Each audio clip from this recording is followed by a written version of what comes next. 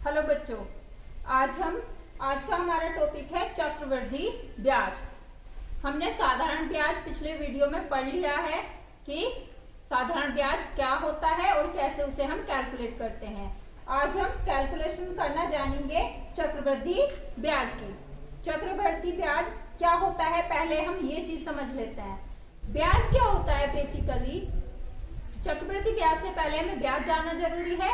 ब्याज क्या होता है कि जब कोई रकम, कोई पैसा उधार लिया या दिया जाता है तो उस पैसे पर अगर हम बैंक में उसे पैसे को देते हैं, जमा करते हैं, तो उस बैंक से हमें कुछ ब्याज मिलता है।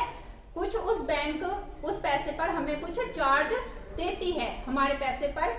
अगर हम बैंक से लोन लेते हैं, कर्ज लेते हैं, तो कुछ पैसा हमें बैंक को ब्याज के रूप में देना पड़ता है। तो पैसे के लेन देन पर जो एक्स्ट्रा पैसा हमें पे करना पड़ता है या एक्स्ट्रा पैसा हमें मिलता है वो हमारा ब्याज होता है। अब साधारण ब्याज का फॉर्मूला हम जानते हैं कि अगर साधारण ब्याज की गणना पिछले वीडियो में सीखी है हमने, लेकिन एक बार उसे रिवाइज कर लेते हैं कि साधारण ब्याज अगर हम माने कि हमने 100 रुपए किसी को दिए, 5% के रेट पर दिए और 2 साल के लिए दिए, तो हमें 2 साल बाद कितना ब्याज मिलेगा। उसका फॉर्मूला होता है मूलधन गुणा दर गुणा समय बटे 100। इस तरह से हमें 2 साल बाद ब्याज के रूप में मिलने वाला पैसा कितना हो गया, 10 रुपए हो गया। लेकिन आज हम सीखेंगे चक्रवृद्धि ब्याज। चक्रवृद्धि ब्याज क्या होता है और इसे कैसे निकालते हैं। ये हमारा साधारण ब्याज है कि 100 रुपए पर पहले साल भी 5% का ब्याज लगा, दूसरे साल भी 5% का ब्याज लगा, लेकिन उसका मूलधन जो हमारा प्रिंसिपल अमाउंट था वो 100 ही रुपए था। लेकिन चक्रवृद्धि ब्याज में क्या होता है कि जब हम चक्रवृद्धि ब्याज की गणना करते हैं, पहले इसे कंसेप्ट को समझ लेते हैं कि हमने किसी को 100 रुपए उधार दिए 5% के रेट पर। हमारा दर है, रेट है 5%, हमारा मूलधन है 100 रुपए और कितने टाइम के लिए दिया, 2 सालों के लिए दिया। तो चक्रवृद्धि ब्याज से इसकी गणना क्या हो जाएगी। चक्रवृद्धि ब्याज से देखो, चक्रवृद्धि ब्याज क्या होता है कि पहले साल के लिए हमारा मूलधन क्या है, 100 रुपए है। हम इसे साधारण ब्याज से इसकी गणना कर लेंगे। पहले साल के लिए हो जाएगी 100 गुणा 5 गुणा 1 बटे 100। यहाँ समय मैंने 1 साल लिया है क्योंकि सिर्फ हम 1 साल के लिए ब्याज की गणना कर रहे हैं या पहले साल के लिए ब्याज की गणना कर रहे हैं। यह हो गया हमारा 5 रुपए। 5 रुपए हमें 1 साल बाद क्या हो गया, इस 100 रुपए पे ब्याज प्राप्त हुआ, यानी कि 100 रुपए पे हमें कितने रुपए मिल जाएंगे, 5 रुपए मिल जाएंगे। और अब अगले साल के लिए जो हमारा ये अमाउंट था, जो प्रिंसिपल अमाउंट था या जो मूलधन था, वो क्या हो जाएगा, सेकेंड ईयर के लिए जो हमारा मूलधन हो जाएगा वो क्या हो जाएगा, 100 प्लस 5, यानी कि 100 रुपए तो वो जो हमने दिए थे और 5 रुपए जो हमें पहले साल का ब्याज था, ये हमारे मूलधन में ऐड हो जाता है और अगले साल का मूलधन हमारा बनता है 105 रुपए। अब 105 रुपए पर हमें अगले साल के लिए गणना करनी है, तो वो क्या हो जाएगी हमारी कैलकुलेशन, मूलधन गुणा दर गुणा समय बटे 100। दूसरे साल के लिए हमारा मूलधन कितना हो जाएगा, 100 प्लस 5, 105 रुपए। अब ये हो गया 105 मूलधन गुणा दर है हमारी 5% है और समय कितना है, 1 साल, और बटे 100। अब इसकी कैलकुलेशन हमारी क्या हो जाएगी, वो हो जाएगी 5 पंजे 25, 5 कम 5, 525 बटे 100, यानी कि 5.25 रुपए। दूसरे साल का ब्याज हमारा निकल के आएगा 5.25 रुपए। पहले साल का ब्याज आया था हमारा 5 रुपए, दूसरे साल का ब्याज हो गया हमारा 5.25। तो टोटल कुल मिला के दोनों सालों का ब्याज कितना हो गया, वो हो गया हमारा 5 प्लस 5.25, ये हो जाएगा हमारा 0.25, 10.25, यानी कि साधारण ब्याज जब हम निकाल रहे थे तो हमारा आ रहा था 10 रुपए 2 सालों का, लेकिन जब ये हमने चक्रवृद्धि ब्याज निकाला तो ये हो गया हमारा 10.25 रुपए। ये है हमारा चक्रवृद्धि ब्याज। चक्रवृद्धि ब्याज यानी कि जब ब्याज पे भी ब्याज देना पड़े तो वो ब्याज हमारा कैसा होता है, चक्रवृद्धि ब्याज होता है। डिटेल में समझते हैं हम क्वेश्चन की हेल्प से। पहला क्वेश्चन है 3000 रुपए का 10% वार्षिक ब्याज की दर से 3 वर्ष बाद चक्रवृद्धि मिश्र धन तथा चक्रवृद्धि ब्याज ज्ञात कीजिए। इसमें पहले जो चीजें हमें दी हुई हैं वो नोट कर लेते हैं। हमारा मूलधन है इसमें 3000 रुपए। मूलधन को हम प्रिंसिपल अमाउंट कहते हैं और इसे हम P से दिखाते हैं। वार्षिक ब्याज की दर हमारी R क्या है, वो है हमारी 10%। R है 10% और हमारा समय को इसमें चक्रवृद्धि ब्याज में हम N से दिखा देते हैं, वो है हमारा 3 इयर्स। और इसमें हमें दो चीजें निकालनी है, एक तो चक्रवृद्धि मिश्र धन निकालना है और एक चक्रवृद्धि ब्याज निकालना है। चक्रवृद्धि मिश्र धन या मिश्र धन किसे कहते हैं? मिश्र धन जो होता है हमारा मिश्र, ऐसा धन जो मिश्र हो और उसमें क्या क्या मिश्र होता है, एक तो मूलधन, दूसरा ब्याज। मूलधन प्लस ब्याज को हम क्या कहते हैं, मिश्र धन कहते हैं।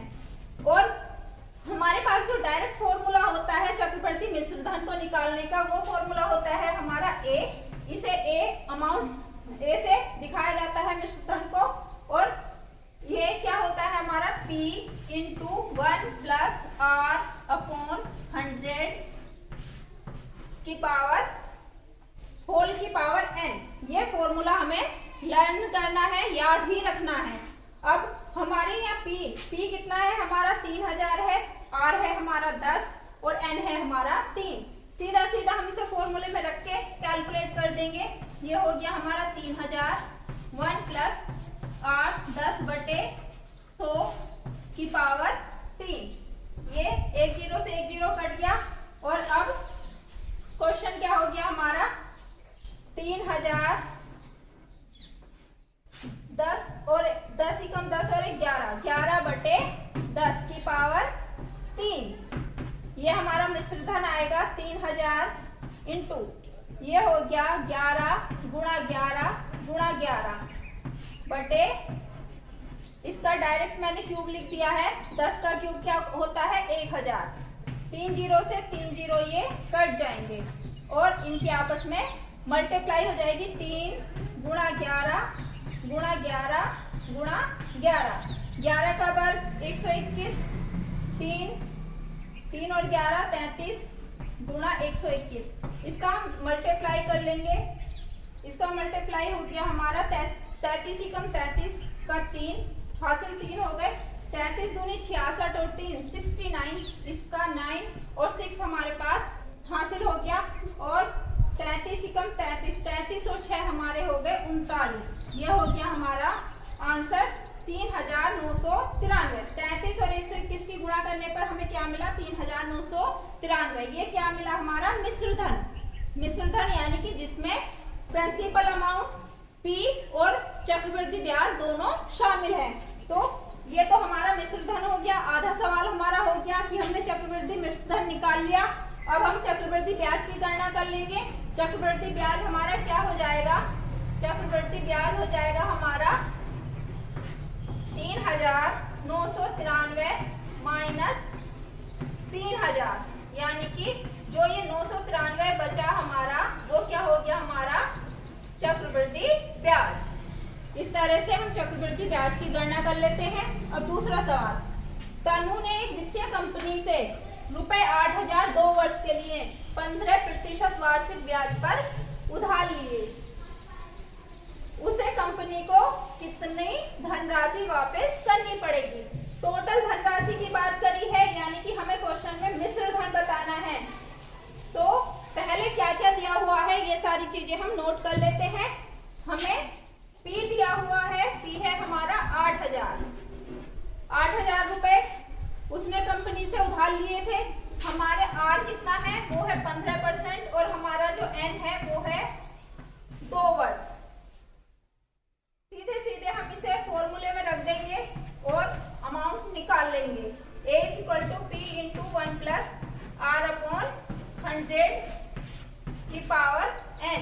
P है हमारा 8000 1 प्लस आर है हमारा 15/100 की पावर 2।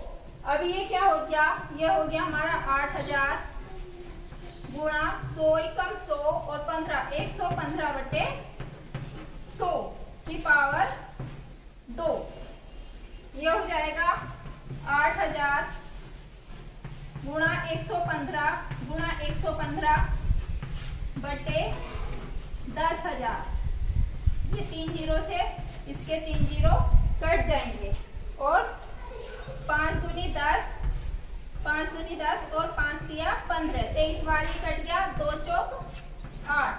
अब सीधे सीधे हम इसकी कैलकुलेशन कर लेंगे। ये हो जाएगा 4 गुणा 115 गुणा 23। ये पहले 4 और 115 की गुणा इसमें हम कर लेते हैं। 4 5 20 और 4 एकम 4 और 2 6 और 4 एकम 4 460 गुणा 23।